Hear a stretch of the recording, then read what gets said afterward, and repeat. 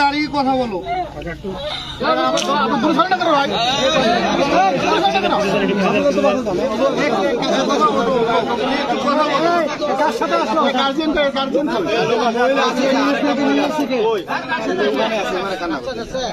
মা বেটি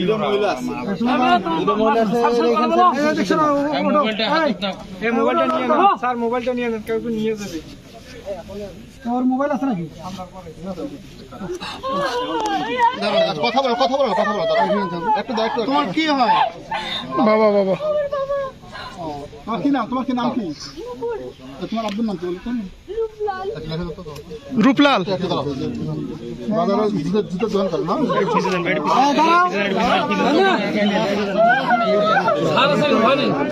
যেটা হয়ে গেছে এটা কি ফেরত পাবা না বাবু? দাঁড়া আপনার নামটা বলতো। রূপলাল।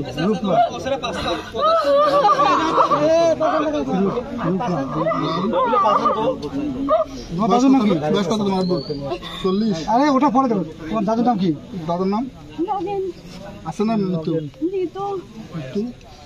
ডিজাইন, এলিগেন্স, বিউটি, সেরা পণ্য সবার জন্য জেভিকো। তো দাদুর নাম বলো তো।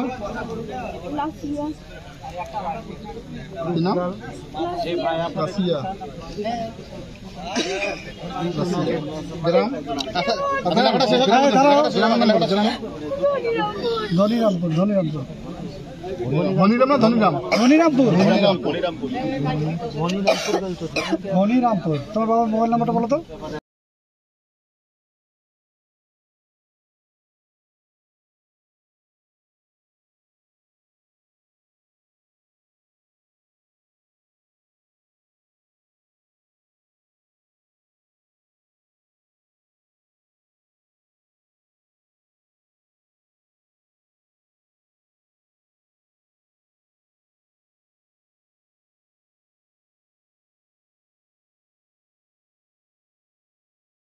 লোকটাকে দেখো তো, চেনো কিনা নুপুর?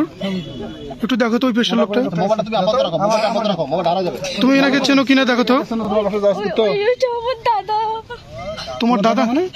আমার বোনের স্বামী, মামাতো বোনের। কি নাম ওনার? প্রদীপ। ওনার বাবার নাম জানো? জানো না। প্রদীপের বাড়ি কোথায়? কি বললাম? গোপালপুর। জানে না। নাম্বারটা বলো। ওর মোবাইল নাম্বারটা বলো।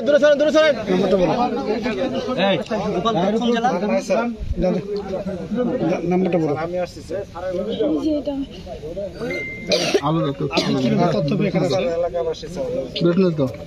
ভাই একটু পরে ভাই রে ভাই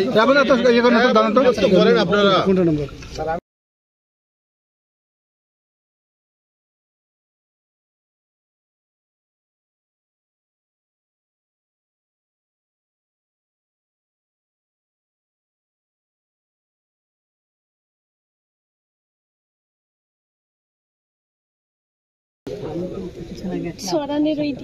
সরানি বলতে কোন উপজেলা? কোন থানাটা? মিঠাপুকুর।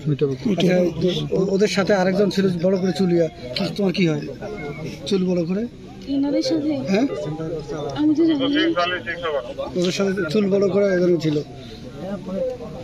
আচ্ছা, এই যে উনি কি তোমাদের বাসায় ছিল আজকে? কবে আসছে তোমাদের বাসায়? যাওয়ার কথা তো আমার দাদা আসছে, কালকে যাবে বাবা সহ যাবে। আজকে তোমাদের বাসায় এসেছিল ইনি এসে তারপরে তোমার আব্বার সঙ্গে বাড়ি গেছে? আমাদের বাড়িতে এখনো আসে নাই। ও আসে না, কেবল আসতেছে তোমাদের? হ্যাঁ, উনি ভ্যান নিয়ে আসছে। গোপালপুর থেকে? হ্যাঁ, গোপালপুর। ওনার পায়ের সমস্যা, তাই উনি ভ্যান নিজে চালায় আসছেন, গাড়িতে উঠতে পারেন না। আচ্ছা, তোমার কেমন দাদা? মানে আমার মামাতো বোনের স্বামী। সম্পর্ক না? নুপুরের আচ্ছা ইয়া নূপুর, এই যে তোমার মামাতো বোন যে স্বামী, ইনি কি শুধু ভ্যানই চালায় না অন্য কিছু করে? ওনার পায়ের সমস্যা তাই উনি ভ্যান চালায়। আচ্ছা, ইতিপূর্বে উনি মনে হয় গ্রেপ্তার হয়েছিল কয়েকবার? না না। হ্যাঁ,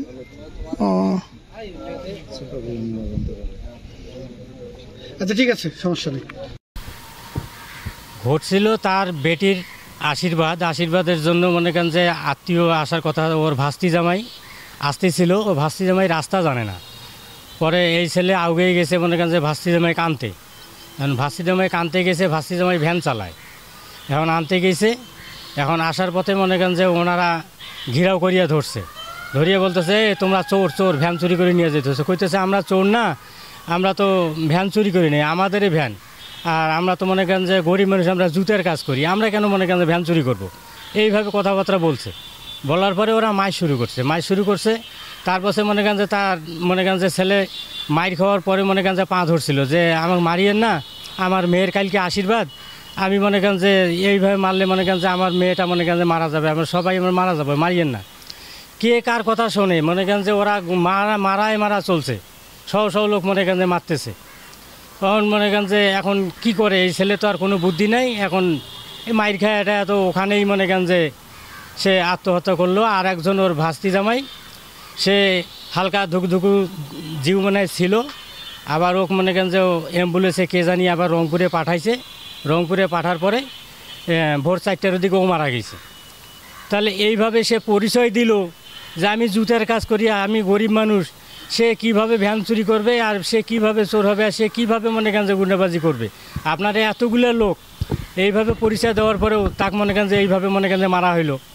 তা আমার কথা হচ্ছে যে আমরা হিন্দু জাতি, মুসলিম জাতি এইভাবে যখন মনে করেন যে অত্যাচার করি তাকে মারা হয়েছে, আমি চাই যে এইটার উচিত বিচার হোক, এটা আমি চাই। উচিত হয় নাই মনে করেন এইভাবে গণধর্ষণ দিয়ে মানুষকে এইভাবে মারাটা।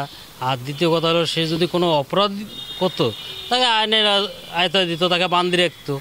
তাছাড়া এটা আসলেই মনে করেন আমাদের নিন্দনীয় ব্যাপার। সংখ্যালঘু হিসেবে মনে করেন এইভাবে গণধলাই দিয়ে মারা, আমরা এটা দেশের কাছে, জাতির কাছে, সবার কাছে আমরা উচিত বিচার চাই। এটার মারামারি হুলস্থুল ব্যাপার, একজনে অসুস্থ হয়ে গেল আর একজনে মারাই গেল বলে ওখানেই, এইটুকুই শুনলাম। আমি শুনিয়ে আসলাম। আমার নাম নরেশ। ওই তো শুনলাম বলে ডাঙ্গে মারি ফেলাইলো, এইটুকুই শুনলাম। এই যে পিটিয়ে মেরে ফেলা হয়েছে, হ্যাঁ, গণধোলাই দেওয়া, এই জিনিসটা কিভাবে দেখছেন, ঠিক কিনা? এগুলো শুনলাম আর কি, আমি দেখি নাই, শুনলাম। এই জিনিসটা ঠিক? হ্যাঁ, এই জিনিসটা বলে ঠিক শুনলাম, যেহেতু ওটা ঠিক, এর একটা বিচার চাই, বিচার করেন। কি ঘটনা? আমার মামাতো ভাই রূপলাল রবিদাস, বাসা তারাগঞ্জে। তার মেয়ের কালকে তার মেয়ের বিয়ার তারিখ করার তারিখ ছিল, ডেট ছিল। তো সেইখানে যাওয়ার জন্যে তাদের আত্মীয়কে দাওয়াত দিতে গেছিলো। দাওয়াত দেওয়ার